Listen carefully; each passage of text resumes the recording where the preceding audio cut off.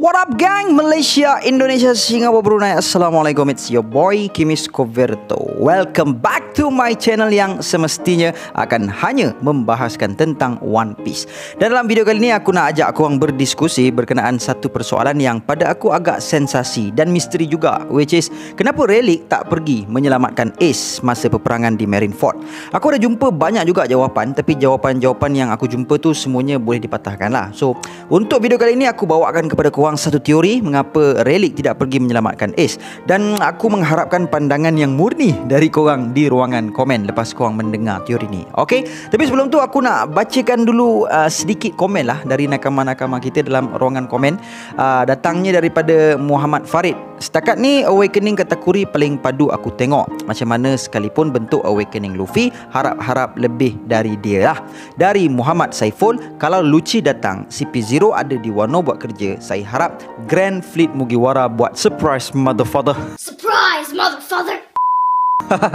Terbaik Cik Pun. Seterusnya datang dari Apit Chelsea. Semoga urusan Masta dipermudahkan. Amin. Thank you so much my brother. And thank you kepada semua yang telah menurunkan komen korang. Dan insyaAllah lepas ni aku akan bacakan lagi banyak lagi komen korang. Okay? Alright. Jom, let's proceed with the content. Bukan sekali kau suarakan kebimbangan pada cintaku. So, sebagaimana yang kita tahu, Rayleigh merupakan first mate untuk Roger dan telah mengembara bersama-sama Roger dalam misi menjejaki harta karun legenda yang bernama One Piece. Rayleigh juga antara orang yang paling rapat hubungannya dengan Roger sehinggakan di saat pengeksekusian Roger, Rayleigh tak sanggup untuk pergi melihat Roger dijatuhkan hukuman. Dan dikatakan pada hari Roger dijatuhkan hukuman, Rayleigh bagi tahu hari tersebutlah hari di mana dia paling banyak minum, banyak ketawa dan menangis. Ketika lanun Roger dibubarkan, Roger adalah orang pertama yang meninggalkan kru mereka dan telah hidup seperti rakyat marahin biasa, dan begitu jugalah dengan Rayleigh. Hasil dari kehidupan biasa yang dipilih Roger itu, dia kemudiannya telah berkahwin dengan Portgas di Rogue dan kemudiannya telah mendapat seorang cahaya mata yang masih berada di dalam kandungan. Merasakan yang akhirnya dia telah pun menyempurnakan tugasannya, iaitu untuk meninggalkan pewaris, dia kemudiannya telah menyerahkan dirinya kepada Marine memandangkan jangka hayatnya yang semakin singkat, dan tujuan penyerahannya itu adalah tidak lain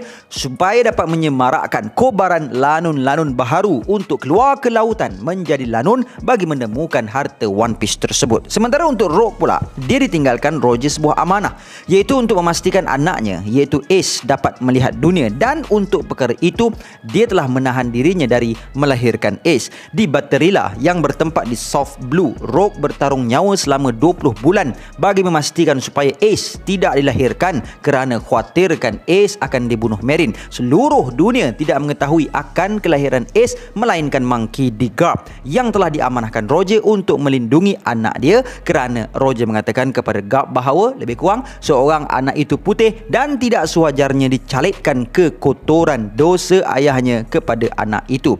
Disebabkan amanah itu, Garp telah mengambil Ace sebagai cucu angkatnya. Cumanya kat sinilah triknya.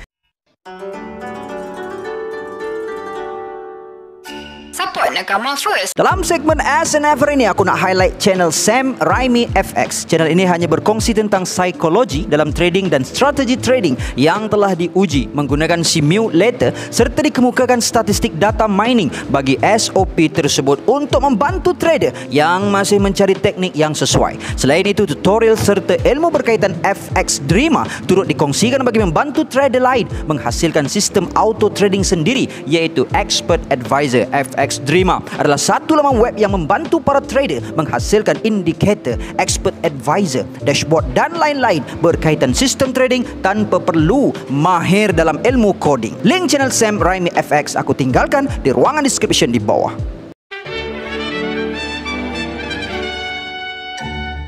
Kita tak tahu sama ada Rayleigh tahu atau tidak pada masa ni yang Roger memiliki anak dan memiliki isteri. Cuma one thing for sure, setelah diorang berjaya menjejaki Laugh Tale, mereka dikatakan terlalu awal, dan Roger mengatakan yang anak dia lah yang satu hari nanti yang bakal merungkai misteri tersebut. Rayleigh pada ketika itu menjadi sedikit terkejut dan tertanya-tanya macam mana Roger yakin yang anak dia akan jumpa. Kemudian dengan nada humorous, Roger bagi tahu yang dia akan buat anak. Dan satu lagi perkara yang kita tahu adalah Rayleigh dan Roger bersahabat baik. Jadi kenapa instead of mengamanahkan anak dia kepada Garp, ada lebih baik Roger mengamanahkan kepada Rayleigh. So pada aku kat sini agak menjadi kurang logik kalau Roger nak berkomunikasi dengan Rayleigh, sebab dia pun dah kena tahan pada waktu tu dan jarak antara Rayleigh dan Roger pun jauh. So option yang Roger ada adalah Garp, since Garp pun tinggal berdekatan Lockdown dan pada ketika itu menjadi pengawal kepada Roger, dan Roger juga mengetahui macam mana personality Garp ni yang memiliki pemikiran yang waras rather than just menerapkan prinsip justice membuta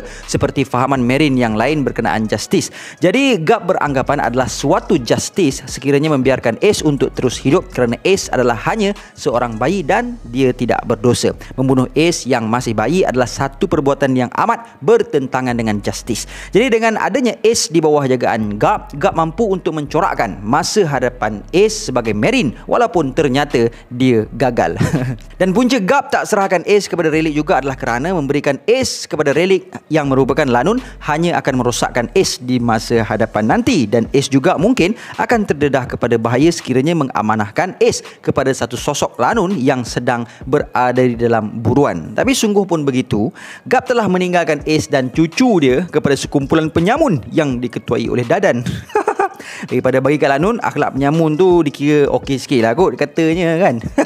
Dan Luffy diletakkan di bawah jagaan Dadan juga mungkin adalah kerana nyawa Luffy juga mungkin berada dalam ancaman kerana bapa dia adalah kepala pemberontak. Setelah membesar dan menjadi dewasa, Ace mula menempah nama, namun disebabkan kebenciannya terhadap bapa dia, Ace berbenkan mak dia bukan bapa dia, dan perkara itu juga telah menyelamatkan Ace daripada menjadi buruan utama Meryn. Kemudian Ace telah menyertai Whitebeard setelah dia kalah kepada Whitebeard berkali-kali. Pada ketika itu, Whitebeard telah diberitahu Ace bahawa dia adalah anak kepada Roger. Sungguh pun begitu, Whitebeard tetap menerima Ace sebagai salah seorang anaknya kerana menurut Whitebeard, semua orang adalah anak kepada lautan. Namun setelah pengkhianatan Teach, rahsia Ace telah terbongkar melalui Sengoku dan telah menerima hukuman eksekusi yang sama seperti bapa dia, yakni dihukum bunuh di khalayak ramai dan dipertontonkan kepada dunia menerusi siaran Astro Awani.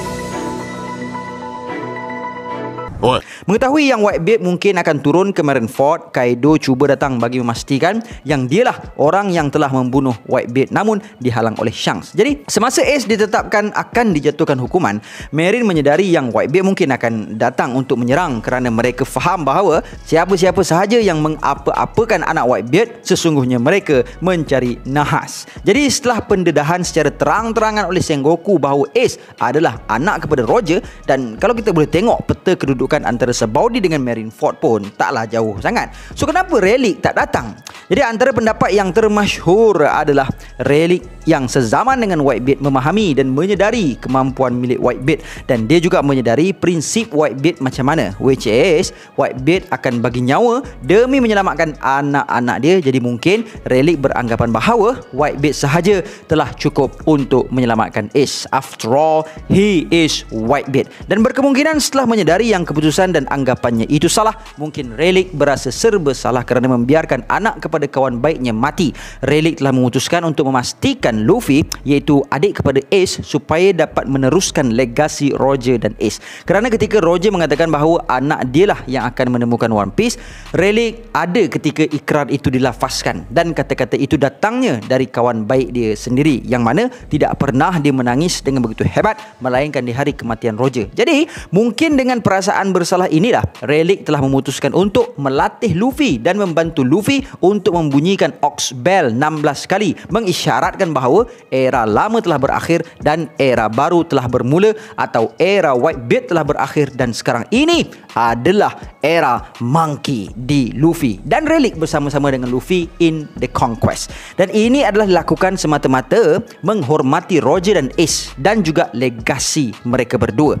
Dan sebagaimana yang kita tahu juga, Rayleigh dapat melihat wajah Roger pada Luffy, dan Rayleigh juga dapat melihat personality Roger pada Luffy. Dan ada juga yang mengatakan bahawa Relic tak dapat pergi Marineford adalah sebab kekacauan yang telah dilakukan oleh supernova masa dekat Sabaudi membuatkan ramai Marine masih berkeliaran di situ, dan kalau Relic keluar mungkin dia dalam bahaya. So point ni aku macam kurang sokong sikit sebab satu, Sengoku dah dedahkan yang semua Marine dikerahkan ke Marineford bagi menghadapi Whitebeard. Pasal Whitebeard ni adalah Yonko, dan Yonko adalah one of the 3 great powers. So untuk menghalang the great power, a great power juga perlu disediakan, which is all the Marine must be deployed. So sebab tu aku kurang setuju sikit pendapat tersebut. Dan kalaupun ada Marine kat situ kan, come on, this is Relic kot kita cakap kan.